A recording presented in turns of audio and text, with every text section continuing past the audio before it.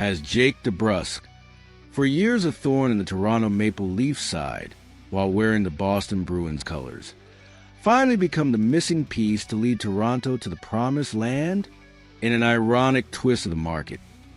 Recent reports confirm that the Vancouver Canucks are considering moving veterans, and Jake DeBrusk is on that list. For GM Brad Treliving, this is an opportunity to acquire a legitimate top six-winger with a long-term contract who brings precisely the blend of skill and grit that the Leafs offense desperately needs.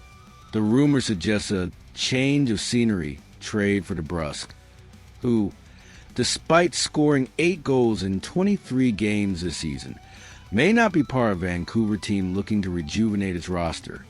Jake DeBrusk, at 29 years old, is a known commodity. The Leafs know exactly what he brings to the table. He's coming off a career-high 28-goal season last year, and his ability to score in clutch moments is proven. The article highlights that DeBrusk is more than just a scorer. He would kill penalties more and is never shy to play an in-your-face, physical type of hockey. His presence in front of the net or on the wings would give the Leafs power play a new dimension, complementing Matthews and Nylander with a player who wins puck battles. As one analysis states, DeBrusk would immediately jump into the Leafs' top 6 and would be a great complement to the group. Despite the slow start, the goal is to win the Stanley Cup as soon as possible, and having DeBrusk give them a chance to do so, certainly elevating the talent level with a proven playoff performer. Unlike Kiefer Sherwood, DeBrusk is not a rental. He's signed to the 2030-31 season with a $5.5 million cap hit, and he possesses a full no-movement clause. The advantage here is clear.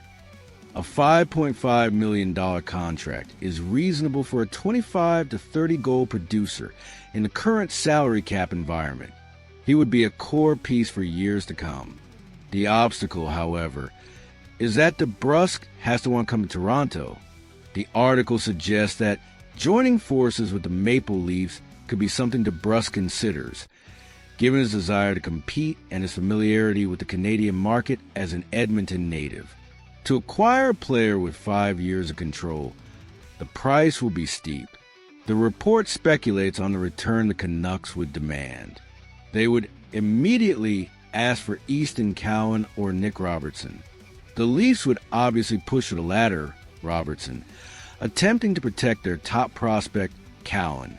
Financially, since the Leafs are tight against the cap, the trade would have to include salary going out.